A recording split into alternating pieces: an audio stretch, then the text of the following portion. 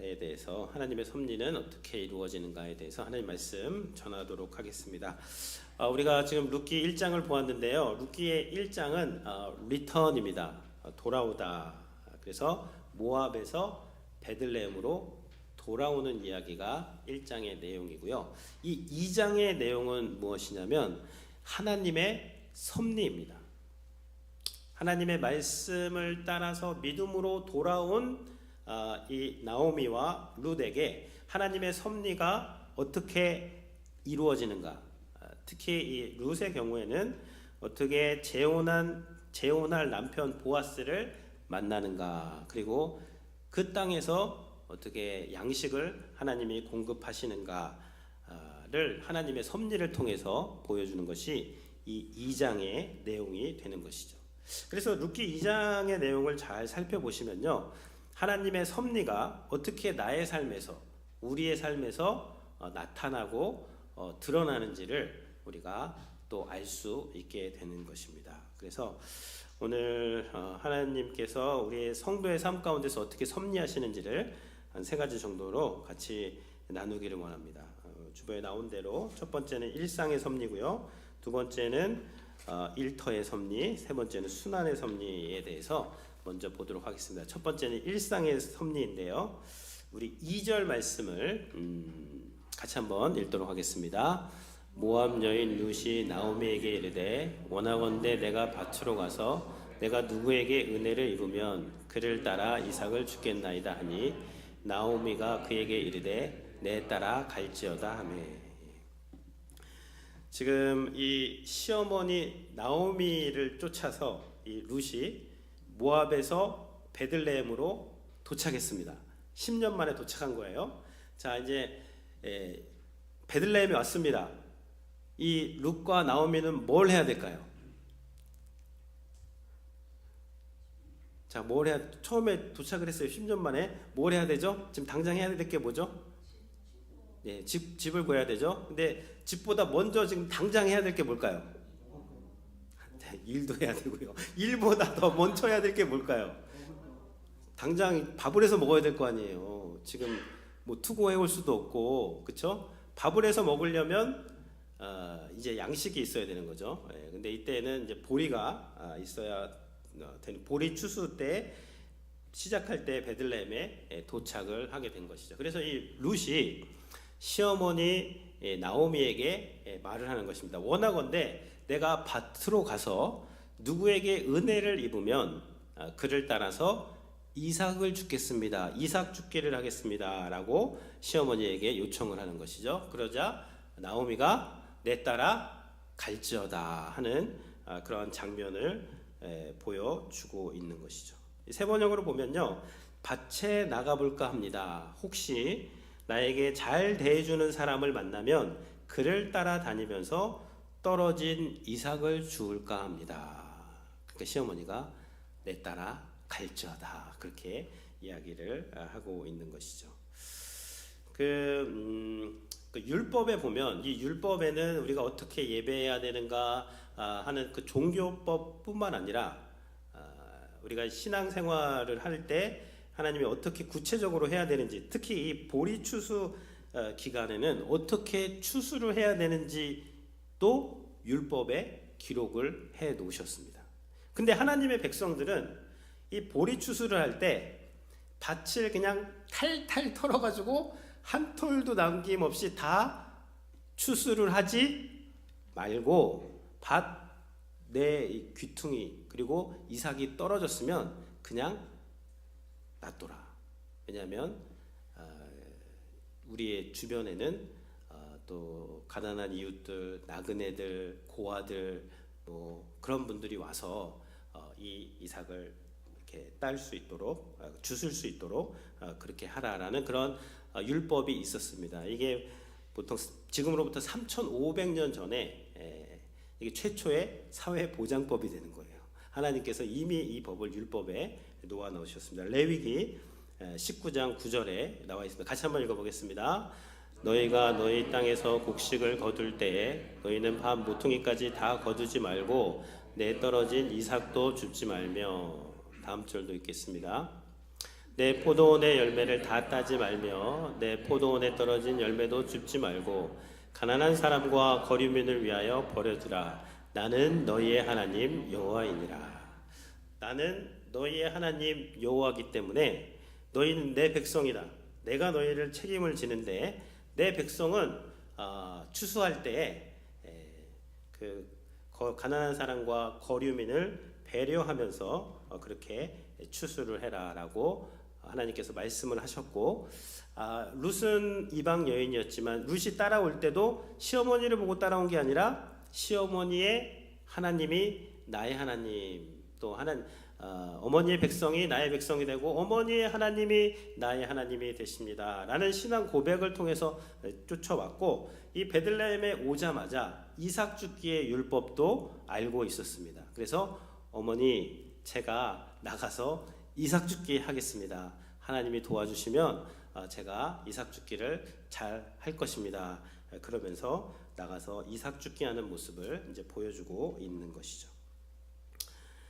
이 룻의 이야기에서 보여주는 것은요, 이 하나님의 섭리는 두 명의 과부가 집안에 있으면서 야 이제 우리 어떡하냐, 뭐 양식도 없고 집도 없고 이것도 없고 저것도 없고 우리가 어떻게 사냐라는 그러한 근심 걱정할 때 이루어지는 것이 아닙니다. 믿음을 가지고 어머니 이삭 죽기 하러 한번 나가보겠습니다. 이 과부도 되고요 외국인도 되었기 때문에 두 가지 조건에 충족이 되는 거예요. 그래서 나가서 이삭 죽기를 할 때 그때에 이제 하나님의 섭리가 시작이 되는데, 지금 룻은 모압 여인, 모압에서 평생 살다가 베들레헴으로 이제 막 도착을 했어요. 근데 뭐 어디로 가야 될지 어디가 어딘지 알 수가 없는 것이죠. 그래서 한 보리 추수하는 밭으로 가게 됩니다. 3절에 보면요, 우리 3절 같이 한번 읽어보겠습니다. 룻이 가서 베는 자를 따라 밭에서 이삭을 줍는데 우연히 엘리멜렉의 친족 보아스에게 속한 밭에 이르더라. 룻이 가서 베는 자를 따라 그 베는 자를 따라서 그 밭에서 이삭을 줍는데 우연히 엘리멜렉의 친족 보아스라는 이름이 등장을 하고 있습니다. 이 우연이 아니라 하나님의 이 필연적인 섭리가 이 우연 가운데서 나타나고 있는 것입니다. 지금 이 우연이라고 하지만 우연 다음에는 기업물을 짜인 보아스가 나오게 되는 것이고요. 그에게 속한 밭에서 이삭 죽기를 하는데 4절도 한번 같이 읽어보겠습니다. 마침 보아스가 베들레헴부터 와서 베는 자들에게 이르되, 우연히 밭에서 이삭 죽기를 하는데 마침 그 밭의 주인인 보아스가 그 밭으로 오게 되는 거예요. 그래서 보아스와 룻이 운명적인 만남, 하나님의 섭리 가운데 만남이 이루어지는 것이 지금 2장 초반부에서 보여주는 그러한 내용이 되는 것이죠. 그러니까 하나님의 어떠한 기적이 막 그 홍해가 갈라지고 뭐 오병이어의 기적도 대단한 거지만요, 그리고 이것도 대단한 거예요. 우연히 일상 가운데서 그때 밭을 나갔는데 이 보아스가 1절에 보면 유력한 사람, 밭이 많았어요. 보아스는 그 당시에 거부였습니다. 추수하는 밭이 많았는데 마침 이 룻이 그 밭에 가서 이삭 죽기를 할 때 그때 보아스 CEO가 그 밭에 가가지고 둘이 이렇게 만나게 하시는 것, 그것이 하나님의 놀라운 섭리이고 하나님의 그러한 역사하심이 되는 것이죠. 17절에 보면요, 여기 보면 룻이 밭에서 저녁까지 죽고 그 죽은 것을 떠니 보리가 한 에바쯤 되는지라.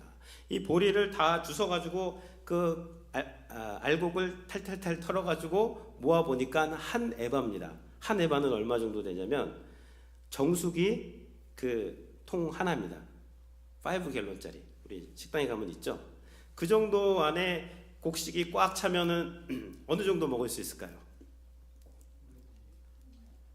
여러 끼 먹을 수 있죠. 그 안에 꽉 차면. 그래서 이 성서학자들이 하루에 한 에바를 7주 동안 이렇게 수확을 하게 되면 1년치의 양식이 나온다. 그렇게 해석을 하시는 분도 있더라고요. 그래서 지금 이 시어머니 나오미와 룻이 뭐 아무런 대책 없이 그 고향 베들레헴에 도착을 했는데, 도착하자마자 하나님께서는 지금 1년치에 가까운 그러한 양식을 확보할 수 있는 그런 섭리를 베푸신 것이고, 그리고 룻에게 정말 필요한 거는 양식도 필요하지만 뭐가 필요하죠? 이때 고대 근동에서는 근본적인 해결책은 남편이 재혼할 남편이 필요한 거잖아요. 근데 그 남편이 그 밭에 짠 나타나는 그러한 이 하나님의 섭리를 보이게 되는 것이죠. 그래서 일상에서 우연히 마침 이런 그 가운데 하나님의 섭리가 숨어 있다는 것을 우리가 알고 믿게 되면 어떠한 유익이 있을까요? 모든 일상이 아주 그냥 그 익사이팅한 거죠. 하나님이 이 만남에서 어떻게 하나님의 섭리를 이루어 가실까? 마침 이루어진 이 이벤트, 그 마침이 그 하나님의 정확한 그런 섭리와 때 가운데 그 이루어지는 그런 것이 되는 것인데, 그것을 볼 수 있는 눈이 열리면서 우리의 일상 가운데서 하나님의 섭리를 또 기대하고 찾을 수 있는, 소망할 수 있는 그러한 성도가 되는 것입니다. 두 번째는요, 일터의 섭리가 됩니다. 일터의 섭리인데요, 우리 4절 말씀 같이 한번 읽어보도록 하겠습니다. 마침 보아스가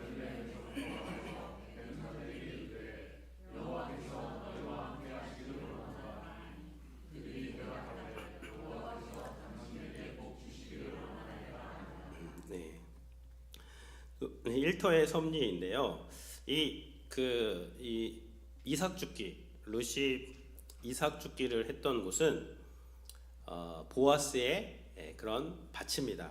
근데 이 보아스의 밭, 그 보아스는 누구냐면 이 밭의 주인이 되는 거예요. 이 보아스가 이 기업의 CEO가 되는 겁니다. 이 사장님이에요, 사장님. 사장님이 일터에 딱 와가지고 하는 말이 무엇이냐면, 여호와께서 너희와 함께 하시기를 원하노라. 사장님이 직원들에게 여호와께서 너희에게 함께 하시기를 원하노라 직원들에게 말하니까, 직원들 뭐라고 대답을 하죠?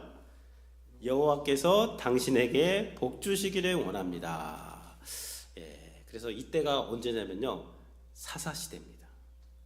각기 자기의 옳은 대로 행했던 그 사사시대에 이 보아스라는 이 유력한 사람은 자신의 그러한 일터에서, 자신의 기업터에서 직원들과 인사를 하는데, 하나님께서 너희에게 너희와 함께 하시기를 원합니다. 그럼 직원들이 하나님께서 복 주시기를 원합니다 라고 하면서 그렇게 인사를 하고 있습니다.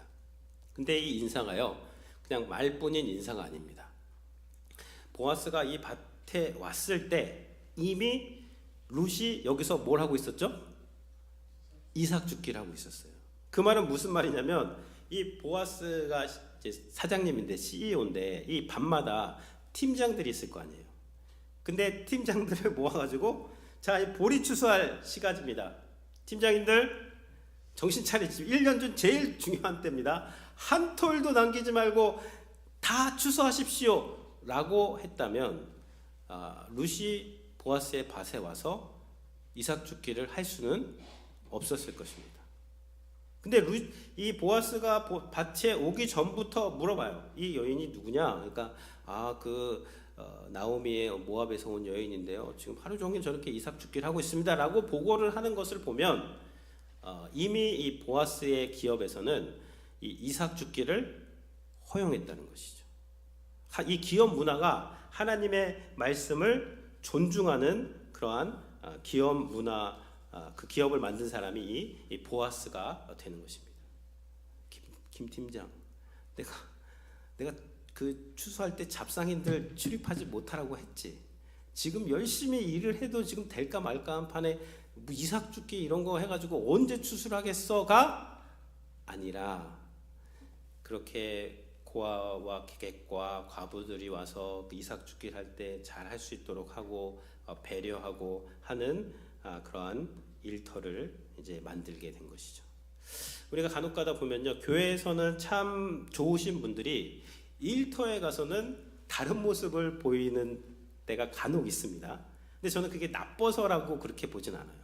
교회에서는 우리가 항상 하나님의 은혜를 생각하고 그래서 그것을 정말 교회에서는 그렇게 실천을 하는데, 일터에 가면은 이제 하나님의 은혜도 은혜지만 뭐예요? 다른 가치관이 작동을 하는 거예요. 적자 생존을 해야 되고 양육강식의 사회이기 때문에 그 가치를 먼저 따라가다 보니 그렇게 되는 것인데, 근데 이 보아스라는 이분은 교회에서나 또 직장에서나 가정에서나 교회에서나 이 똑같은 그러한 원리와 기준을 가지고 하나님을 섬기면서 직장에서도 이삭 죽기를 그렇게 허용을 하면서 그것을 운영을 했던 것을, 비즈니스를 운영을 했던 것을 이렇게 보고 있습니다.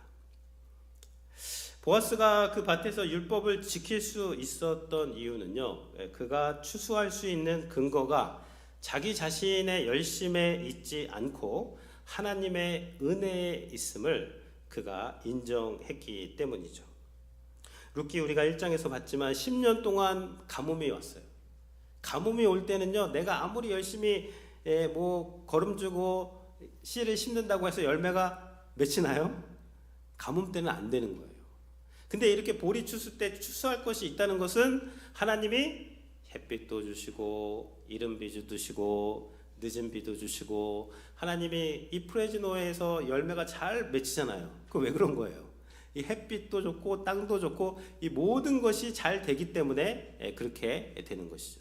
그래서 이 보아스는 이 모든 것이 하나님의 은혜인 것을 잘 알고 있었고 그것을 인정했기 때문에 그 이삭 죽기를 본인의 밭에서 그렇게 허용을 할 수가 있었던 것입니다. 그러니까 똑같이 직장 생활을 해도요, 한 사람은 내가 열심히 해서 내가 그냥 악착같이 일해가지고 이 급여를 받고 내가 이러한 매출을 냈고 내가 이러한 성과를 얻었다라고 생각하는 사람도 있습니다.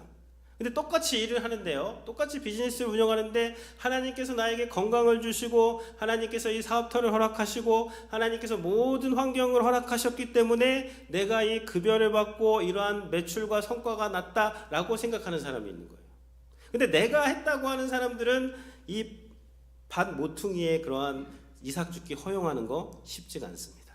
그러나 하나님이 모든 은혜를 베푸셔서 내가 이렇게 추수를 할 수 있다라고 믿는 사람들은 그 하나님의 말씀에 순종을 해서 그러한 것들을 순종을 하고 일터에서도 하나님의 말씀을 존중을 할 수가 있는 것이죠. 그래서 심지어는요, 그 소년들한테 이삭을 좀 떨어뜨려서 그 룻이 죽게 해라, 다른 곳에 가지 말고 여기서 그 이삭 죽기를 하십시오라고 그렇게 배려를 하고 있는 것이죠. 세 번째 하나님의 섭리는 어떻게 나타났냐면요, 순환의 섭리가 되는 것입니다. 순환의 섭리인데요, 룻이 이렇게 큰 은혜를 베품을 당하자 이제 보아스에게 질문을 합니다. 10절에서 질문을 하는데요, 나에게 어떻게 이렇게 큰 은혜를 베푸십니까? 라고 10절에서 이야기를 합니다. 어찌하여 내게 은혜를 베푸시며 나를 돌아보시나이까? 그렇게 이야기를 하자 보아스가 룻에게 해준 말이 11절과 12절이 되는 것입니다. 11절 말씀을 제가 읽으면 12절 말씀 우리 성도님들이 읽어주시면 좋겠습니다. 보아스가 그에게 대답하여 이르되 내 남편이 죽은 후로 내가 시어머니에게 행한 모든 것과 내 부모와 고국을 떠나 전에 알지 못하던 백성에게로 온 일이 내게 분명히 알려졌느니라. 여호와께서 내가 행한 일에 보답하시기를 원하며 이스라엘의 하나님 여호와께서 그의 날개 아래 보호를 받으러 온 온전한 상 주시기를 원하노라. 저한테 왜 이렇게 큰 은혜를 베푸십니까? 그러니까 보아스가 내가 남편이 죽은 후로 어머니에게 행한 그 모든 일, 내 고국을 떠나서 이 낯선 땅에 온 그 소문이 다 퍼졌다는 거죠. 그러니까 베들레헴은 그렇게 큰 동네가 아닙니다. 나오미 시어머니를 쫓아서 모압에서 며느리가 쫓아왔대. 근데 아들도 죽고 다 죽었는데 그 뭐 어머니의 백성이 나의 백성이요 하면서 왔대더라. 그러니까 이 베들레헴 사람들 거기에 소문이 다 퍼졌고 지금 보아스는 그 이야기를 해주는 것입니다.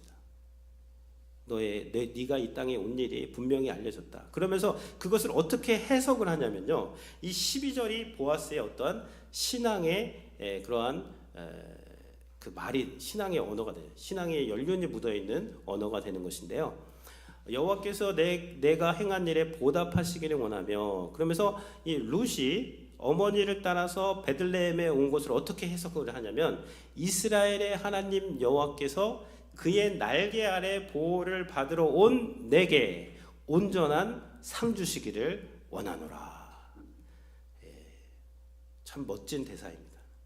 이게 보아스의 인생 대사 같아요. 2장의 인생 대사는 그 모압에서 와가지고 아무것도 알 수 없는 그 밭에서 막 이삭을 줍고 있는데 보아스라는 분이 나타나가지고 여호와께 보아스가 이 베들레헴에 온 것을 이스라엘의 하나님의 날개 아래 보호를 받으러 온 내게 온전한 상 주시기를 원한다라고 이 이야기를 하게 되는 것이죠. 그렇게 해석을 해주는 거예요. 그러니까 이 13절에서 룻이 저를 위로하시고 마음을 기쁘게 하는 말씀을 하셨나이다. 당신의 그 말을 듣고 제가 큰 위로를 받고 제 마음에 또 기쁨과 감사가 넘칩니다라는 그러한 말을 지금 하고 있는 것이 이 2장의 내용이 되는 것이죠. 그런데 하나님께서요, 여호와의 날개 아래 그렇게 보호를 받으러 오고 그 보호하시는 그 보호가 누구를 통해서 이루어질까요? 이 보호는 뭐예요? 이 룻에게 하나님이 온전한 상 주시기를 원한다. 하나님의 날개 아래 보호를 받으러 내게 하나님께서 그렇게 은혜를 베푸시기를 원한다는 그것은 결국은 무엇이냐면 기업물을 자를 통해서 재혼을 하게 되고 또 다윗 왕의 그러한 이제 선조가 되는 그러한 축복을 말하는 것인데, 그 축복을 지금 베푼 사람이 그 보아스가 되는데, 보아스를 통해서 하나님이 룻을 그렇게 축복하신다는 것이죠. 이게 무슨 말씀이냐면요, 이것이 축복의 선순환이 되는 것입니다. 우리가 누군가에게 축복을 하게 되면요, 그 축복이 나에게 돌아오게 되고 나를 통해서 그 축복이 성취가 되기도 하고요, 하나님께서는 그 위로와 축복의 말을 하는 그 말을 이루어 주시고, 그리고 그것을 이루어 주시는데 나를 통해서, 내가 축복한 그 축복을 통해서 또 나도 축복을 하는 그러한 이 선순환이 하나님의 섭리 안에 들어가 있게 되는 것이죠. 시어머니와 친정 어머니는 똑같은 어머니인데 좀 다릅니다. 뭐가 다르죠? 친정 어머니는 누가 먼저예요? 내 딸이죠. 근데 그 시어머니는 누가 먼저죠? 내 아들. 똑같은 어머니인데 약간 기준이 달라요. 이중잣대가 되는 것입니다. 그러니까 다른 거예요. 그러니까 우리가 예수님을 믿고 다 하나님의 형제 자매가 되었잖아요. 형제 자매가 되었으니까 우리 옆에 있는 사람을 내 딸이다, 내 어머니다, 내 자녀다라는 기준으로 봐주시면요, 축복이 막 나가게 돼 있어요. 근데 왜 축복이 왜 안 나가냐면 이중잣대를 대서 그래요. 내 자녀한테 하는 것과 내 옆에 있는 사람은 제3자가 되는 것입니다. 그러니까 이게 근데 결국에는 이 예수님을 믿고 우리가 믿음 생활을 하고 믿음이 성숙한다라는 그 말은 무슨 말이냐면, 우리 주변에 있는 모든 사람들에게 그렇게 축복할 수 있고 위로할 수 있고 그들이 듣고 감동을 받을 수 있는 인생 대사가 우리의 입에서 막 나온다는 거예요. 그러면 그 축복을 하나님께서는 나를 통해서 또 이루어 주시면서 이 축복의 선순환이 일어나는 것이 하나님의 그러한 섭리가 되는 것이죠. 그러니까 예수님을 믿는다는 것은 무엇이냐면요, 이 저주의 악순환이 끊어졌다는 거예요. 그리고 축복의 선순환이 내 인생에서 작동되고 섭리하기 시작하는 것이, 그것이 예수님을 믿는다는 것입니다. 예수님께서 십자가에서 하신 일이 뭐예요? 저주를 다 끌어안으신 거예요. 우리는요, 이 복수의 악순환을 끊을 수가 없어요. 인간은 내가 당하면 그만큼 해줘야 돼. 근데 예수님께서 십자가에서 하신 건 뭐냐면 그 모든 저주와 그 죄악과 그 다 끊어 안으시고 예수님이 그걸 받으시고 거기서 끝내신 거예요. 그리고 부활하셔가지고 부활하시면서 우리에게 주신 것은 무엇이냐면 축복과 위로와 생명과 용서, 이런 것들을 우리에게 주셔서 십자가를 믿는 사람은 이제 저주의 악순환이 끝나고 축복의 선순환이 시작되는 것입니다. 그것이 이 신자의 삶에서 하나님의 섭리가 나타나는 방법이 되는 것이. 예수님께서 십자가에서 외치셨습니다. 나의 하나님, 나의 하나님, 어찌하여 나를 버리셨나이까. 그렇게 막 하나님을 향해서 절규를 외치실 때 하나님께서 고개를 돌리셨어요. 응답 안 하셨습니다. 왜냐하면 그 절규는 우리가 십자가에서 해야 될 그 절규고, 그것은 하나님의 정의를 충족하기 위해서 반드시 치러야 하는 대가가 되는 것이죠. 그 대가를 주님께서 다 받으실 때 하나님께서 그것을 허용하셨습니다. 그리고 주님께서 십자가에서 다 이루었다라고 외치시면서 그 죗값이 다 지불되었다, 저주는 끊어졌다. 예수님께서 십자가에서 그 저주의 악순환을 끝장을 내신 것입니다. 사망의 악순환을 끝낸 것이죠. 그리고 그 자리에서 용서의 선순환, 사랑의 선순환, 용납의 선순환을 시작을 하게 되는 것이고, 우리가 예수님을 믿는다는 것은 우리의 삶에서 이러한 이 축복의 선순환, 사랑의 선순환, 그러한 감사와 찬양의 선순환이 일어나게 되면서 이런 것이 우리 주변으로 퍼져나가고 우리가 복되고 우리 주변 사람도 복되게 되는 것이 이 성도에게 나타나는 하나님의 축복의 섭리가 되는 것입니다. 그래서 오늘 세 가지 저희가 봤습니다. 일상의 섭리고요.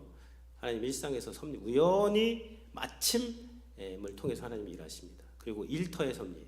여러분 일하실 때 그때도 하나님이 함께 하시고요. 한번 하나님의 말씀을 존중해 보세요. 놀랍잖아요. 그 보아스가 룻을 어디서 만났어요? 일터에서 만난 거예요. 근데 하나님의 말씀을 존중할 때, 그래서 보아스가 다윗의 선조가 되는 놀라운 축복을 받게 되는 것이죠. 그리고 이 축복의 섭리입니다. 섭리, 순환의 섭리. 막 저주하고 비판하고 판단하는 것은요, 그건 자신의 삶에 그걸 끌어들이는 거예요. 얼마나 어리석은지 몰라요. 그러나 하나님 예수님을 믿고 우리가 거듭나게 되면 이 축복의 삶을 살게 되는데, 이러한 그 축복의 선순환, 사랑의 선순환을 통해서 우리가 하나님 안에서 풍성한 그러한 삶을 사시는 우리 성도님들이 되시기를 주님의 이름으로 축원을 드립니다. 아멘. 우리 말씀